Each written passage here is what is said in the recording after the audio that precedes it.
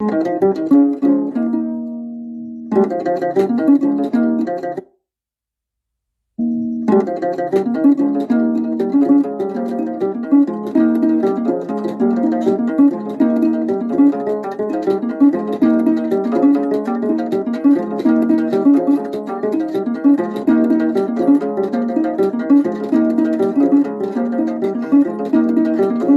ami, mais me fout bien payé mamé. Mon ami, mais me fout bien payé mamé. Papa nyonge bo mamo, papi nyonge bo mamo. Enya seminis nyabeli mama.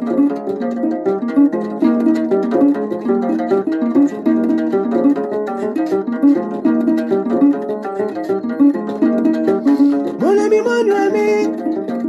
il me fout bien payé mamé. Mon ami, mais il me fout bien payé mamé. Papi nyonge bo mamo, papi nyonge bo mamo. Enya seminis nyabeli mama.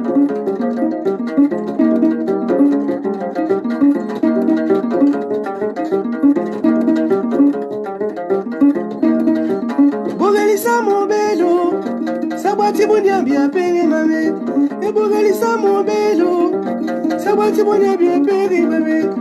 Ya soli nya bari mame, ya soli nya wangi mame. Nya bagi monyo ami mama.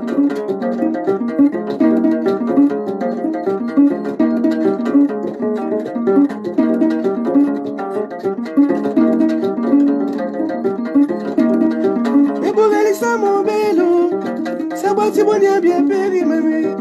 Bogalisa mon belo, sabati bonya bien pere mame. Ya soli nya bari mame, ya soli nya bari mame. Nya denge monyo ami mama.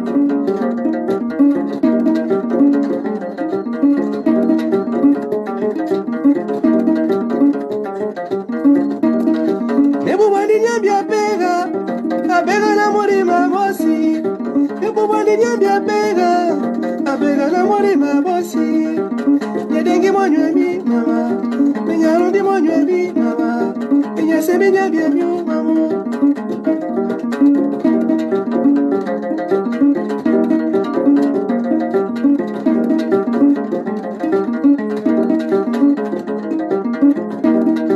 Menyarundi monywemi mama, abawa milia uza kipyo mamo. Menyarundi monywemi mama, abawa milia uza kipyo mamo. Abawa milia uza bolodine mamo. Abawa milia uza kabakipo mamo. Abawa milia uza bolodine mama.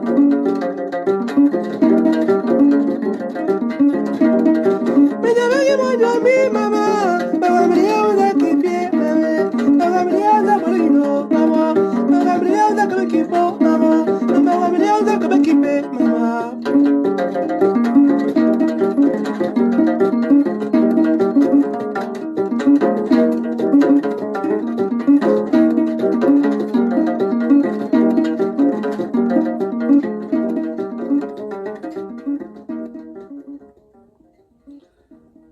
Bonsoir à tous, merci de me recevoir chez vous.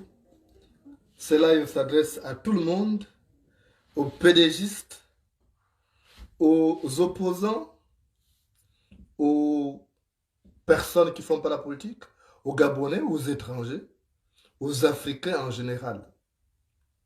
Parce que je constatais quelque chose chez nous en Afrique. On respecte plus ceux qui ont de l'argent, ceux qui ont du matériel, ceux qui ont quelque chose à vous donner. La société bâtie par nos ancêtres n'était pas celle-là que nous avons aujourd'hui. Où parfois un aîné est obligé de se prosterner devant un cadet. Où on est obligé d'appeler quelqu'un qui est parfois qui a l'âge de notre fils. On va l'appeler Ya. Ya Noureddin. Ya Nono. Et tout ça parce que ceux qui ont un peu d'argent négligent ceux qui n'en ont pas. Ne jamais négliger une personne parce qu'elle est pauvre. Parce que la situation d'aujourd'hui peut évoluer demain. La vie est pleine d'imprévus. C'est un long voyage sur un terrain montagneux où il y a plein d'imprévus. On le constate aujourd'hui dans notre société qui devient très mercantile. Même les femmes négligent des hommes parce que ces hommes-là ne sont pas riches. Des hommes aussi négligent des femmes parce que ces femmes-là ne sont pas riches. Mais est-ce que vous savez de quoi sera fait demain? On m'a raconté une histoire de quelqu'un, je vais citer le nom, puisque il y a une dame, une Gabonaise, qui aurait fait un enfant avec Liban Suleiman au moment où il vendait encore des babioles. Et cette femme n'avait pas donné l'enfant à Liban Suleiman. Elle avait attribué l'enfant à quelqu'un d'autre. Parce que Liban Suleiman n'était qu'un vendeur de babioles. Et quelques temps plus tard, il a pu intégrer la mafia Cliplement d'Ali Bongo. Il est devenu riche. Et cette femme est allée au bureau de Suleiman avec la fille pour aller dire, bon, c'est ton enfant, il faut que tu reconnaisses maintenant ton enfant. Et vous voyez combien de fois notre société est malade. Donc, on refuse de vous donner l'enfant parce que vous êtes pauvre. Et demain, quand vous sortez de là, on se souvient brusquement, c'est vous le père de l'enfant. C'est bien dommage. Et j'avais appris que Liban Suleiman avait chassé cette dame-là. Et quand on est venu me voir pour me dire ça, j'ai dit c'est bien fait. J'avais appris cette histoire, j'étais encore à fait divers. Donc, ne négligez jamais une personne parce qu'elle est pauvre. Ce sont des statuts passagers. Et celui qui est riche aujourd'hui peut demain devenir pauvre et devenir mendiant, être secouru par celui qui était pauvre hier. Il y a une inversion des statuts. Or, aujourd'hui dans notre société, les gens sont plus portés. Regardez les pédégistes. Comment ils narguent le peuple. Comment ils narguent les opposants. L'expression souvent quand ils parlent, oh vous êtes pauvres, oh c'est nous qui gérons, c'est nous qui avons le budget. Mais ils ne savent pas que demain ils peuvent perdre leurs privilèges et se retrouver pauvres. Je connais des personnes qui étaient ministres qui du jour au lendemain se sont retrouvés piétons. Prenez le cas d'un aîné que j'ai côtoyé, Mambundu Mouyama. Il était ministre des Affaires sociales. Mais quelques temps plus tard, on l'a vu prendre maintenant les taxis. Donc, la vie est tellement complexe. Il faut être circonspect dans cette vie. Regardez comment ils traitent. J'ai vu la vidéo des jeunes qui disaient qu'on nous a donné 5 000. On traite les gens avec mépris parce qu'ils sont pauvres. Mais imaginez un peu la société avant l'apparition de la monnaie, avant l'apparition de l'argent. Les gens vivaient bien. Il y avait le troc. Les gens vivaient quand même. Il n'y avait pas encore l'argent. Comment notre valeur peut être seulement d'ordre monétaire aujourd'hui? Aujourd'hui, même une amitié est basée sur le profit, est basée sur des petits calculs. Même les amours. On voit des femmes aujourd'hui qui négligent des collégiens, des jeunes filles qui négligent des collégiens, qui négligent des étudiants, qui les trahissent pour aller retrouver les hommes du pouvoir, par exemple. Et les parents les encouragent parce que quand les filles la sortent, il faut qu'elles reviennent avec un sachet noir. Il faut qu'elles viennent déposer de l'argent. Mais on ne rend pas service à nos enfants. Ceux qui sont au pouvoir aujourd'hui, là, demain, ils ne seront plus au pouvoir. Donc, les pauvres d'aujourd'hui peuvent devenir les riches de demain et les riches d'aujourd'hui devenir les pauvres de demain. On ne sait pas de quoi sera fait. On voit ça dans les relations quotidiennes. Il y a des femmes qui ne respectent des hommes. Quand vous avez l'argent, Quand vous avez l'argent, vous allez rendre soumise même la femme la plus rebelle du monde. Quand vous avez de l'argent, même la femme la plus rebelle devient soumise. Et l'appellation doit obéir au statut financier de l'homme. Elle va vous appeler chérie. Elle va appeler mon chou. Mais quand on n'a pas d'argent, elle t'appelle par ton prénom. C'est Jonas, hein? C'est Patrick, c'est André. Donc même l'amour, la densité de l'amour dépend de la densité de la poche de l'homme. Comme c'est bien dommage. C'est bien dommage. On ne sait pas de quoi sera fait demain. Quand je vois les pélégistes jouer avec l'argent du contribuable aujourd'hui, narguer les autres, sachant que demain ils ne seront plus là, c'est bien dangereux. Parce que nous sommes en train de construire un Gabon de rancœur. La personne que vous négligez aujourd'hui peut être votre sauveur. On dit au village que l'arbuste que tu négliges aujourd'hui peut te servir de corde demain. L'arbuste que tu négliges aujourd'hui peut te servir de corde demain.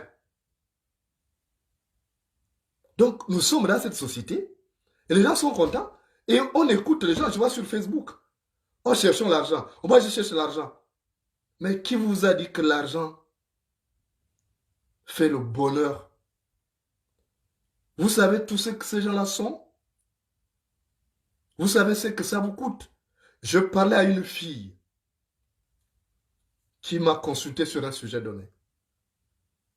Je dis, vous savez comment ces hommes qui sont haut placés, quand ils vous remettent beaucoup d'argent, c'est en échange de quoi? Posez-vous d'abord des questions. Quand ils vous donnent beaucoup d'argent, c'est en échange de quoi? Parce que quand on pousse loin la réflexion, on se rend compte que ces filles servent des carburants. Elles servent d'énergie pour faire fonctionner leur statut. Et quand vous allez dans une station pour prendre du carburant, vous ne prenez pas du carburant gratuitement. Donc vous donnez une certaine somme. Et c'est la même chose qu'on fait avec ces filles-là, les gens qui sont dans les loges maçonniques là, pervertis en Afrique. Donc ils vous remettent de l'argent, mais vous ne savez pas que c'est de l'énergie qu'ils prennent en vous. Après vous devenez épave. Vous vous étonnez, on n'a pas pu vous épouser, on n'a pas pu...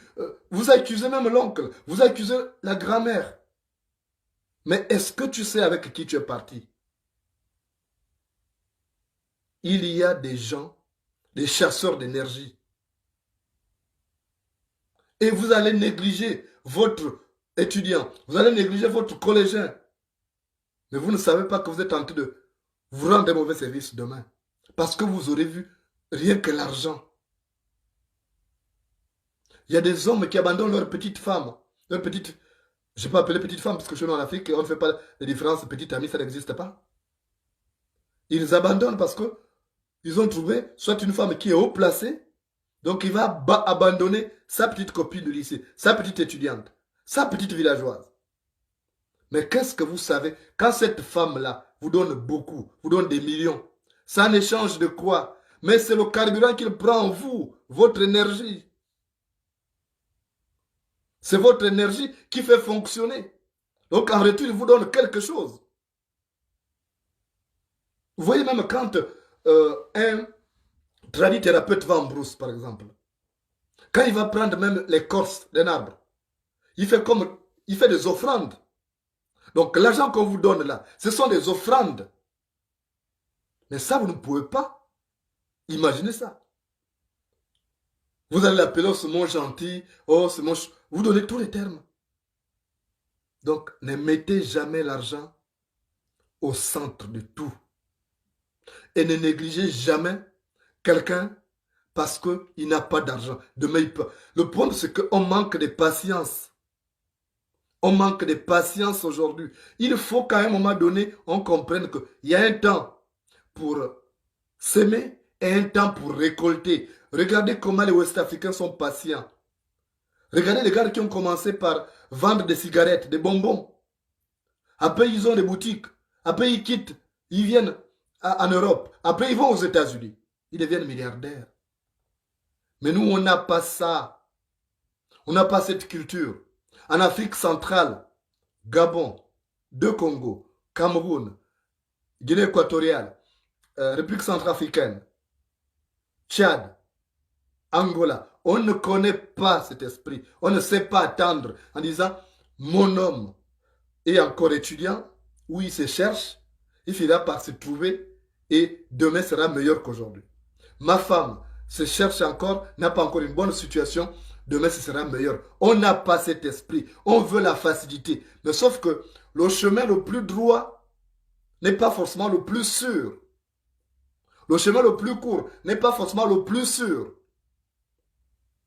Donc il faut à un moment donné réfléchir. N'est pas tout lié à l'argent. Je vous assure que le début de mon, depuis que j'ai commencé l'exil, j'ai connu la vraie nature humaine, comment les gens fonctionnent. Quand j'étais au Gabon, j'avais assez d'argent, j'en donnais à tous ceux qui en avaient besoin, qui me côtoyaient. Mais je vous assure que depuis que je suis en exil, il y a même des gens que j'ai beaucoup aidés qui ne prennent même plus mon appel, rien que même un message. Quand ils voient mon nourrir bloc. Les femmes, c'est la même chose. Vous avez appris à un moment donné que on m'avait donné un nombre de femmes, or que j'étais un nombre d'enfants en France. Ça n'a jamais été ça. J'ai eu à faire un enfant avec une dame. Je me suis occupé jusqu'à donner l'argent du trousseau. Comme je ne suis pas riche, elle sait que je suis un réfugié politique, je ne peux pas avoir beaucoup d'argent. Elle est allée donner l'enfant à quelqu'un d'autre. Plus grave, c'est que l'enfant est noir. Mais elle est allée donner l'enfant à un blanc. Et après, c'est pour m'harceler. Non, il faut envoie-moi telle somme d'argent. Mais demain, quand je serai haut placé, c'est la même qui viendra m'apporter l'enfant pour dire que c'est ton enfant. Vous voyez comment on est? J'ai parlé de Liban Suleiman. Mais moi, j'ai connu 2 cas comme ça en France. J'ai connu 2 cas en France où on a donné un enfant noir à un blanc parce que le blanc a beaucoup d'argent. Comment voulez-vous que notre société avance quand notre seule valeur est d'ordre monétaire, quand on n'a plus aucune valeur humaine, quand on juge de l'importance d'une personne à travers la densité de sa poche ou de la quantité de billets qui se trouvent dans sa poche. Donc voilà notre Afrique d'aujourd'hui. Notre Afrique d'aujourd'hui. Je vous le répète, ne négligez jamais quelqu'un parce qu'il est pauvre aujourd'hui. Vous connaissez l'histoire d'Étofis. Étofis a commencé, il n'était rien quand il a commencé. Il était avec sa femme là. La femme l'a aimé. Étofis n'était rien. Regardez, Étofis est devenu parmi les hommes les plus riches du continent africain. Mais il a la fierté de partager sa richesse avec cette femme. Parce que cette femme-là l'a supporté pendant des moments difficiles. Cette femme-là l'a supporté pendant des moments difficiles. Et Étofis est fier de dépenser de l'argent. Il peut construire un immeuble à la femme. Il n'a même pas regretté parce que la femme était là, elle a attendu. Mais chez nous, ce sont des exemples rares de nos jours. Des exemples rares. La femme, quand l'homme n'a pas d'argent, pas de respect. Pas de respect. Or, si l'homme a l'argent, elle a peur de perdre ses privilèges, elle va le respecter. Elle sera même prête à lui enlever les chaussettes dès qu'il rentre du travail. C'est ce qu'on constate aujourd'hui. Et ça, je vous assure, c'est quelque chose qui me dégoûte, qui me désole. Et je comprends pourquoi beaucoup épousent les femmes blanches. Parce que les femmes blanches sont moins mercantiles que nos femmes africaines. Nos femmes africaines, c'est terrible avec l'argent. Elles ont une relation très très forte avec l'argent. tout comme aussi les hommes africains. On a un souci. Qui vous a dit qu'avoir beaucoup d'argent, c'est vous rendre heureux? Il y a des gens qui ont beaucoup d'argent qui ne dorment pas bien parce qu'ils sont persécutés par les esprits qui les aident à fabriquer la richesse. C'est pas parce que vous voyez quelqu'un dans une belle voiture, dans une belle maison, vous voyez que cette personne-là est heureuse. Elle n'est pas heureuse. Allez-y dans le fond. Mais chez nous, au Gabon et dans le reste de l'Afrique, surtout l'Afrique centrale, c'est un problème. Là, nous, on est dans le combat encore. On n'a que peu de considération. Mais demain, quand les choses auront changé, vous allez voir ces gens venir vers nous. Hein. Oh, je te soutenais. Je vous assure, je l'ai dit à quelqu'un qui m'a dit, oh, mais il y a, j'ai croisé une fille qui m'a dit que elle t'attend au Gabon pour le mariage. J'ai dit, ah oui, celle-là, elle a la foi. Hein. Donc, elle pense que moi, ayant passé tout ce temps en exil, elle ne s'est pas manifestée, elle ne m'a pas soutenu. C'est quand j'aurai terminé l'exil, quand je vais rentrer, occuper un poste mieux dans l'administration, que je vais maintenant dire que oui, viens, reste, et j'aurai laissé celle qui aura passé du temps avec moi en exil. Parce qu'elle, elle a un corps en or. J'ai dit, mais il faut être malade. J'ai dit, celle-là qui pense comme ça n'a qu'à rêver. Je vous dis que si je n'ai pas cette personne-là, si je ne me marie pas avant la fin de l'exil, et que je constate que c'est le même comportement là des gens qui sont attachés qu'à l'argent, je préfère même aller prendre une indienne que de prendre une gabonaise qui m'aura négligé, que de prendre une africaine qui m'aura négligé, pendant que je n'étais rien. Je préférais m'entourer même de personnes étrangères que d'être avec des Gabonais qui m'auront négligé pendant la période des moments difficiles. Ça, je vous le dis, je préfère être clair. Parce qu'on va dire, oui, il a combattu Ali. Ouais. Non. Mais nous, on a un problème. On ne respecte que quelqu'un qui a l'argent. Même en amour, on ne respecte que quelqu'un qui a l'argent. Quelqu'un qui n'en a pas, on ne le respecte pas. Regardez, les pérégistes ne respectent que les gens qui ont l'argent. Ils ont eu peur de Jean-Ping parce que Jean-Ping a un peu d'argent. Mais les autres opposants, regardez le cas de Luc Bengonsi. Même quand il fait une conférence de presse. Et ça, vous allez voir les gens le respecter. Mais c'est quoi cet esprit? Regardez les parents. Dès que vous avez un poste, tous se souviennent. Ils viennent même vous parler des liens des clans.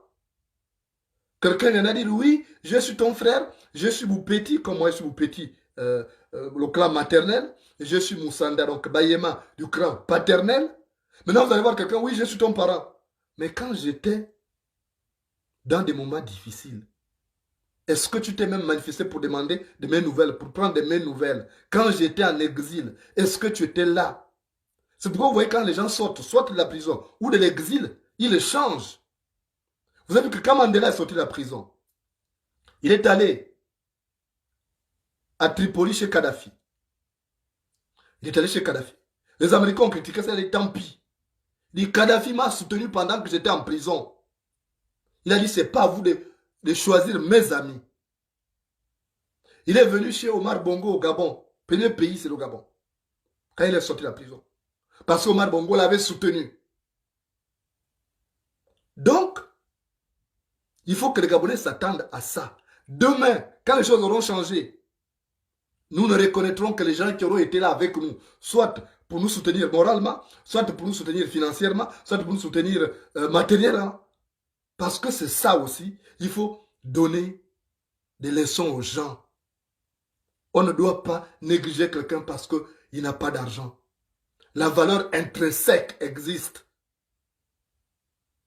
Quand on va chez quelqu'un, il peut vous apporter moralement, il n'y a pas que d'argent. Oh, regardez aujourd'hui, on ne respecte que dans des familles, aujourd'hui en Afrique, on ne respecte que ceux qui ont les meilleurs postes, ceux qui ont de l'argent.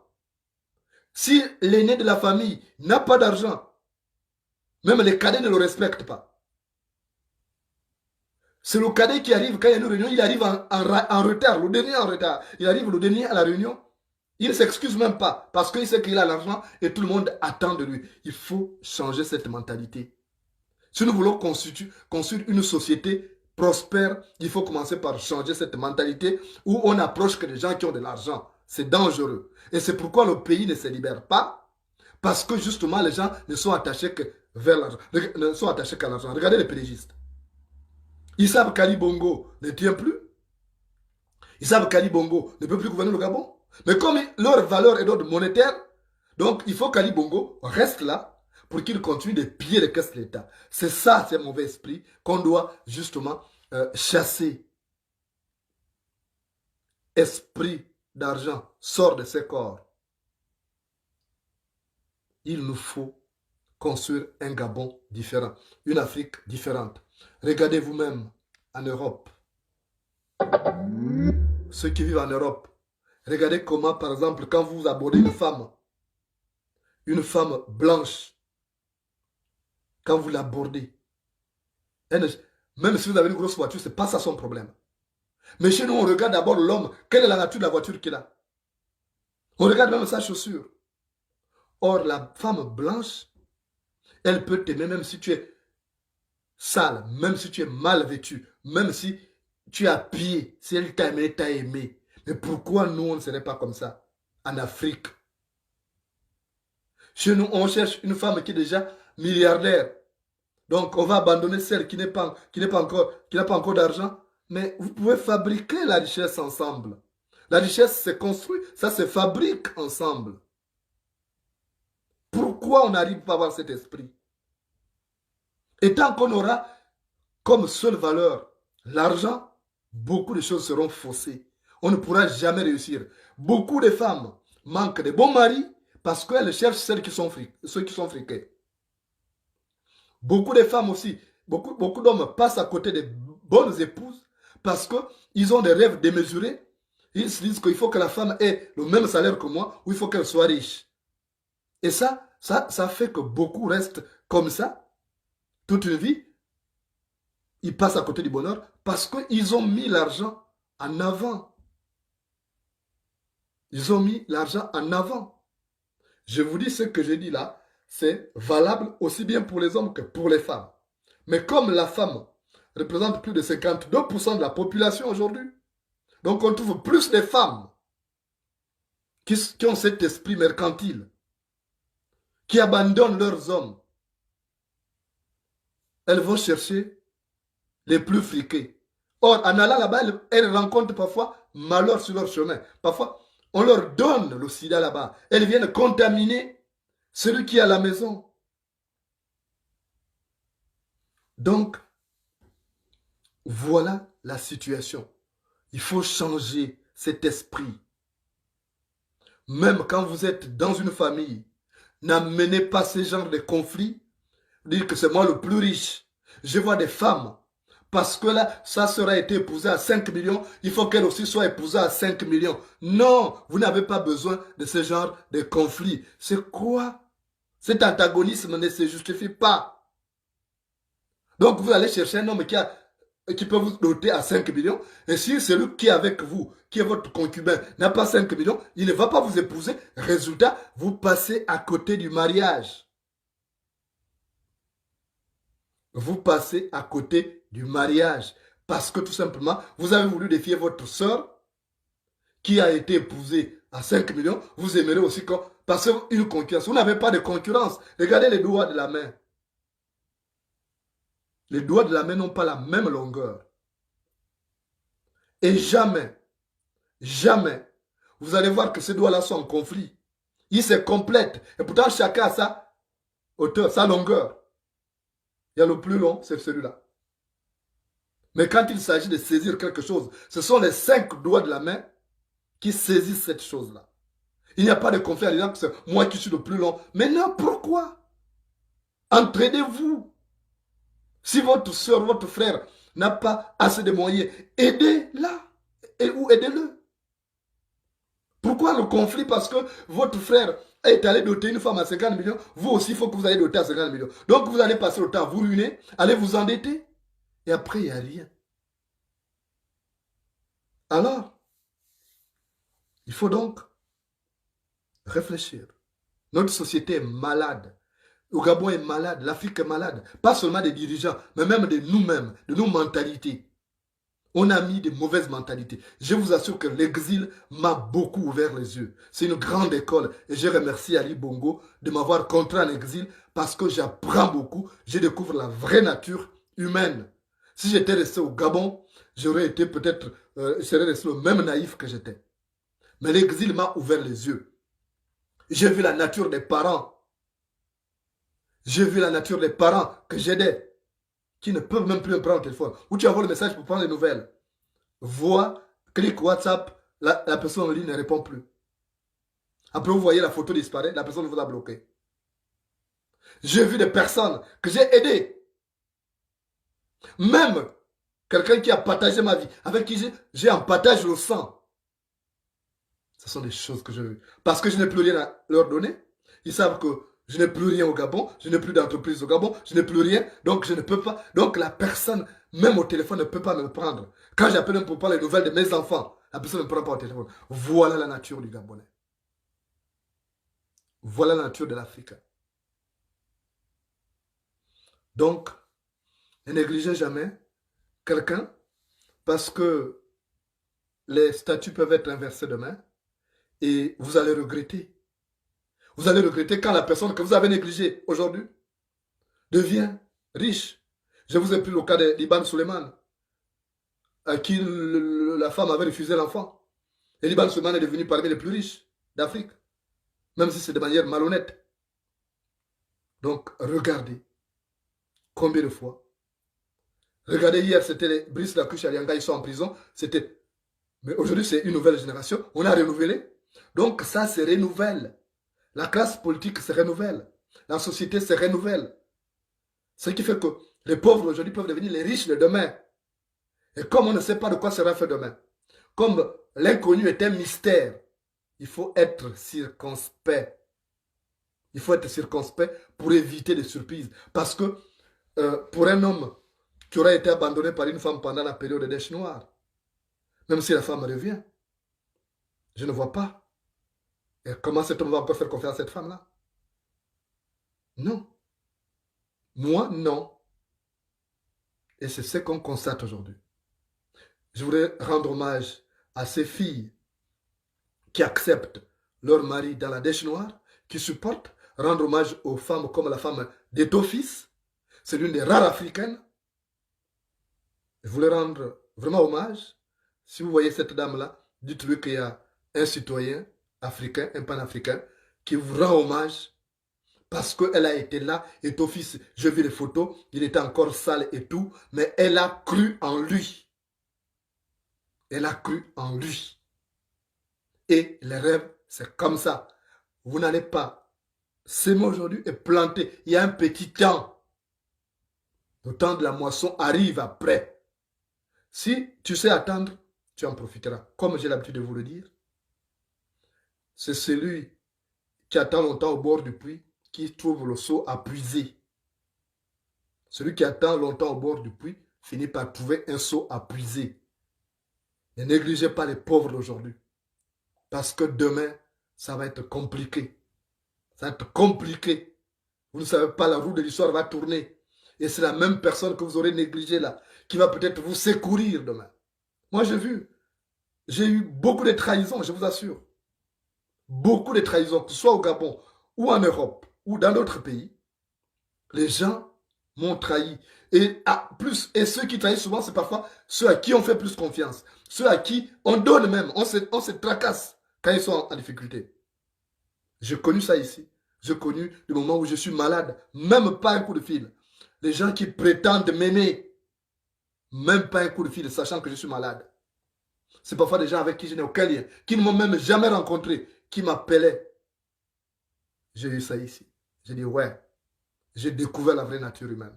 Moi, le conseil que je peux vous donner, c'est ne jamais négliger une personne parce qu'elle est pauvre. La pauvreté n'est pas une fatalité. La pauvreté ne peut peut-être être qu'une étape préparatoire à la richesse. Ne négligez pas votre frère, ne négligez pas votre soeur, ne négligez pas votre ami parce que cette personne est dans la situation de pauvreté. Parce que demain, vous pouvez croiser les mains sur la tête. Il faut toujours avoir à l'esprit que les avantages que nous avons aujourd'hui, on peut les perdre demain et puis après, on va regretter. Il faut toujours avoir ça en tête, que nos richesses d'aujourd'hui peuvent disparaître demain. Il peut y avoir un événement qui peut subvenir et puis vous allez vous retrouver dans la dèche noire. Je connais des gens qui sont en exil aujourd'hui, qui étaient ministres, qui ont tout perdu. Ils sont maintenant en exil. Or, hier, ils négligeaient les autres. On se trouve, nous tous, dans la même barque, et déshérités. Et parfois, je rigole. Parce que quand la pluie te mouille, les crapauds se comparent à toi. Quand la pluie te mouille, les crapauds se comparent à toi. Nous sommes tous maintenant en exil. Il y a ceux qui narguaient les autres avec l'argent qu'ils avaient. Ils étaient les autres des pauvres. Mais nous nous retrouvons aujourd'hui maintenant ensemble en exil. Donc ne négligez jamais quelqu'un parce qu'il est pauvre. Non. Demain, ça peut changer. Et un bienfait n'est jamais perdu. Un bienfait n'est jamais perdu. À un moment ou à un autre, la personne se souviendra, même rien que par dette morale, en disant, ah, non, quand j'ai eu des moments difficiles, j'ai traversé ça. Regardez les Gabonais qui sont en Ukraine, là, ils sont bloqués. Ils ont besoin de nous. C'est là où on a besoin des gens. Quand on est en difficulté, c'est là où on a besoin de nôtres. Donc ne pas narguer, oh, c'est un pauvre type. Je vois les pédégistes là, vous êtes des pauvres types, vous avez quoi? Vous n'avez rien. Mais la personnalité, ce n'est pas forcément l'argent, ce n'est pas forcément le matériel. Il y a la valeur intrinsèque, c'est ça. La personnalité de la personne. Et votre petit frère peut devenir riche, n'ayez pas de complexe. Votre petite soeur peut devenir plus riche que vous, n'ayez pas de complexe. Complétez-vous. Ne créez pas un antagonisme qui ne se justifie pas. Ne méprisez jamais votre proche, votre ami, votre mari, votre femme qui n'a pas d'argent aujourd'hui parce que demain, la personne peut en avoir. C'est ça la réalité. Mais ça, vous n'avez pas compris ça. Quand vous aurez compris ça, vous allez voir que les choses sont simples. Quand vous aurez compris que la vie est spirituelle, vous aurez compris. Quand vous aurez compris qu'on ne va pas vers une personne uniquement parce que la personne a beaucoup d'argent, alors là, la vie sera simple. Vous allez voir que tout va baigner dans lui, comme dans l'huile. Quand vous n'allez pas être complexé, en disant parce que je n'ai pas d'argent, j'ai honte, j'ai ceci. Moi, je n'ai pas honte de dire aux gens que je n'ai pas d'argent. Je n'ai pas honte. Pourquoi s'inventer une vie virtuelle? Non, on ne doit pas s'inventer une vie virtuelle. Quand tu n'en as pas, tu n'en as pas. Parce que, à beau mentir là, tu dis que je suis riche alors que tu n'es pas. Tu t'inventes une vie virtuelle sur Facebook en disant que je suis riche, alors qu'en réalité tu souffres. Mais toi-même, tu te mens toi-même. Tu ne mens pas aux autres parce qu'au fond de toi, tu sais que tu souffres. Donc, maintenant, quand tu en as, ne nargue pas les autres. Parce que demain, tu peux être dans la pauvreté extrême et ce sont les gens-là qui vont pouvoir te sauver demain.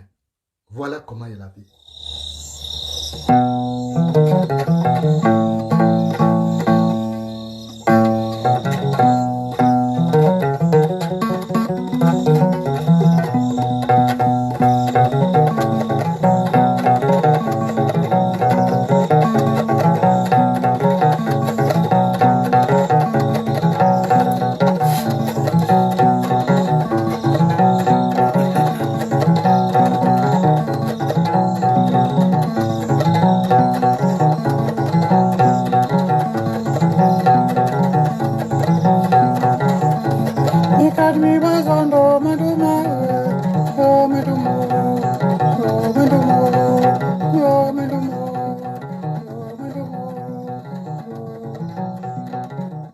Dans un village, il y avait un homme riche. Il s'appelait Hikiti parce qu'il était riche. C'est le nom qu'on lui avait donné. Il avait même fait disparaître son vrai nom de naissance. Il avait préféré qu'on l'appelle Hikiti, donc le riche.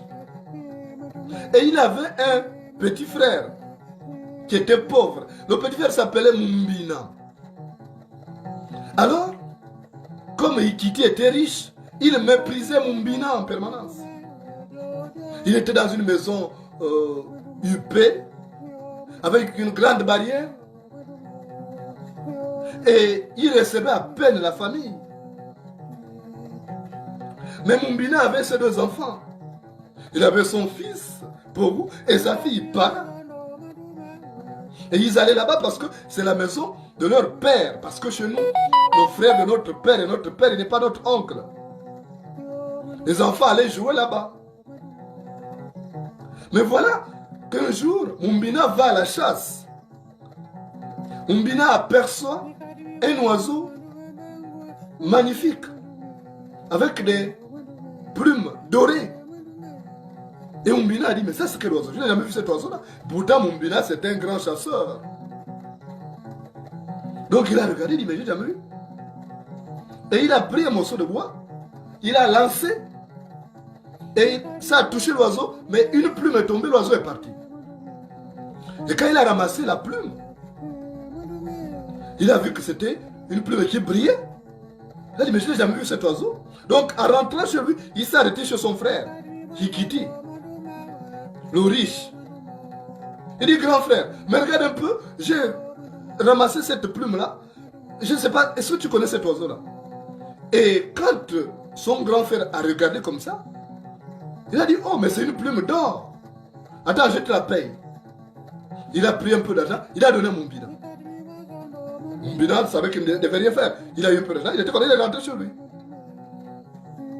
Et maintenant, les enfants continuent à aller jouer chez leur père, le frère de leur père, qui est aussi leur père en Afrique. Et c'est comme ça que, un jour, Mumbina repart en brousse. Il voit le même oiseau. Et il a remarqué que l'oiseau allait se cacher dans un autre arbre. Mumbina a dit non, il faut que je sache vraiment le nom de cet oiseau. Donc Mumbina a commencé à aller à grimper à l'arbre là. Il a fait un piège pour attraper cet oiseau. Et après il a réussi à capturer l'oiseau. Il a même pris un œuf de cet oiseau et il a amené chez son frère. Il dit voilà, j'ai trouvé l'œuf. Et il a dit oui, mais cet œuf là, ça c'est un œuf en or. Alors voilà, prends encore un peu d'argent. Il a donné un peu d'argent à Mumbina. Mumbina est rentré chez lui. Et maintenant l'oiseau, il savait que cet oiseau, c'était un oiseau qui pouvait lui apporter les richesses. Donc qu'est-ce qu'il a fait? Il a dit à Mumbina, tu me laisses l'oiseau ici. Moi je veux manger ça. Prends un peu d'argent. Il lui a donné un peu d'argent. Et Mumbina est rentré chez lui. Et il a donné maintenant des instructions à sa femme pour dire que tu me dépêches cet oiseau, je vais manger prioritairement le cœur et le foie. Parce qu'il savait spirituellement qu'en mangeant le cœur et le foie, ça allait lui rapporter beaucoup d'argent.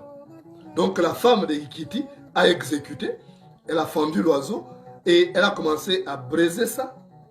Et il y avait le cœur et le foie qui étaient à côté. Mais les enfants de Mumbina étaient là. Et ils ont vu le cœur et le foie qui sont tombés.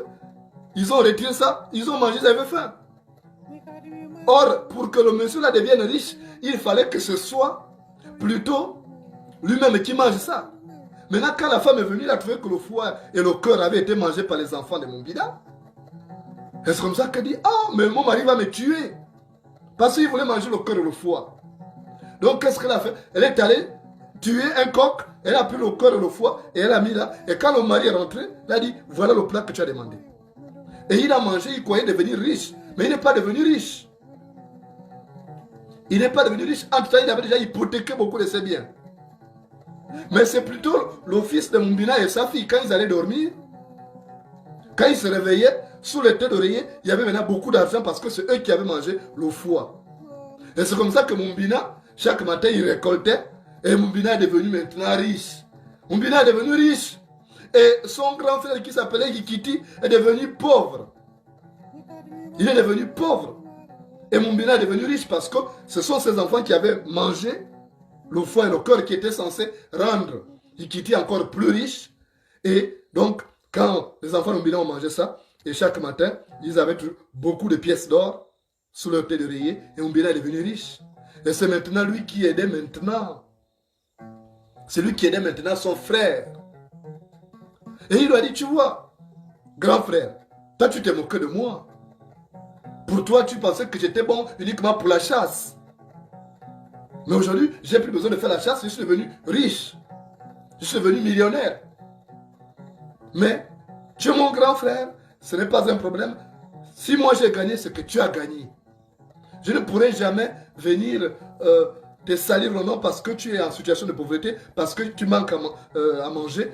Moi, je te donnerai toujours ça. Tu es mon frère, tu es une partie de moi. Mais je ne vais jamais me moquer de toi parce que tu es pauvre. Parce que parfois, ce n'est qu'un statut provisoire. Et Mumbina a fait preuve de sagesse. Et celui qui était devenu pauvre dépendait maintenant de lui. Et il a donné une grande leçon de vie. Donc la pauvreté n'est pas une fatalité. Ne vous moquez jamais de quelqu'un parce qu'elle est pauvre. Ne méprisez jamais une personne parce qu'elle est pauvre. Parce que demain, la tendance peut être inversée. Parce que la vie est comme ça. C'est une sorte de balance. Tantôt en haut, tantôt en bas. Il y a ceux qui réussissent à garder l'équilibre, mais ils ne sont pas nombreux.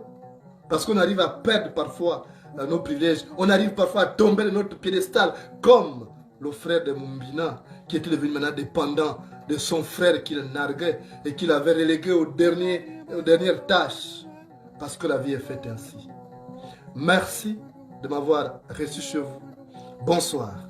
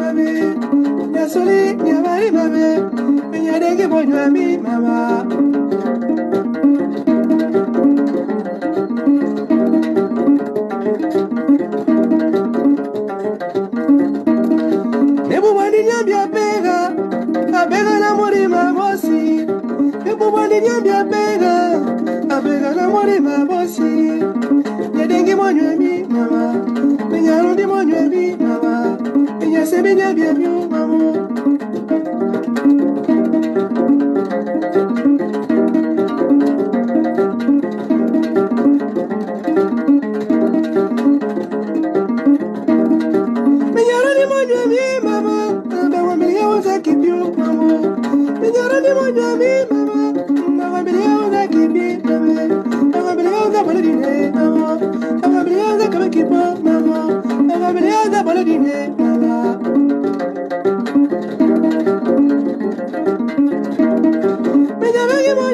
Mama.